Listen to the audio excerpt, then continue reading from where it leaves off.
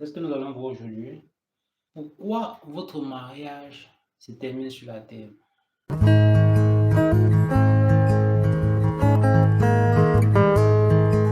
a tué ton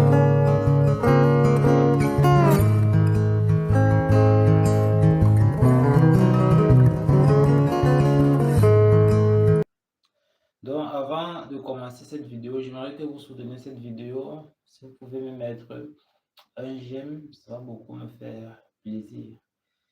Matthieu 22, chapitre 23 à 32.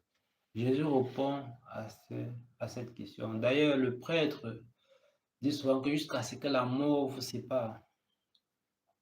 Donc, j'ai lu le verset biblique. Le même jour, les Sadducéens, qui disent qu'il n'y a point de résurrection, virent auprès de Jésus et lui firent cette question.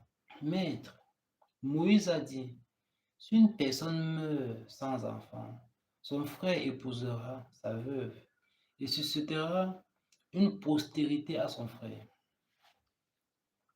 Or, il y avait parmi nous 7 frères. Le premier se maria et mourut. Et comme il n'avait pas d'enfant, il laissa sa femme à son frère. Il en fut de même du second, puis du troisième jusqu'au septième. Après eux, tous la femme mourut aussi.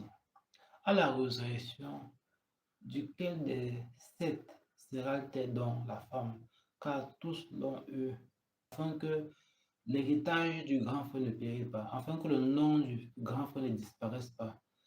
Donc, voilà alors une famille, un père qui a engendré 7 fils. Le grand frère a pris sa femme, il est mort sans laisser d'enfant. Le deuxième, le troisième, le quatrième, le cinquième, le sixième, le septième.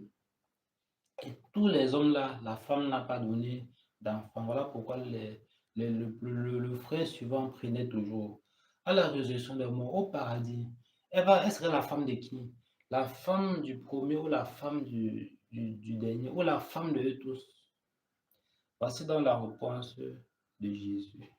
Jésus leur répondit, vous êtes dans l'erreur parce que vous ne comprenez ni les Écritures ni la puissance de Dieu. Qu'à la résurrection, les hommes ne prendront point de femmes, ni les femmes de Marie, mais ils seront comme les anges de Dieu dans le ciel. Donc, c'est comme j'ai dit, au ciel, au paradis, on a un corps spirituel. Ce corps-là, ça fait de nous comme des anges. Et on ne prendra pas de femmes au paradis.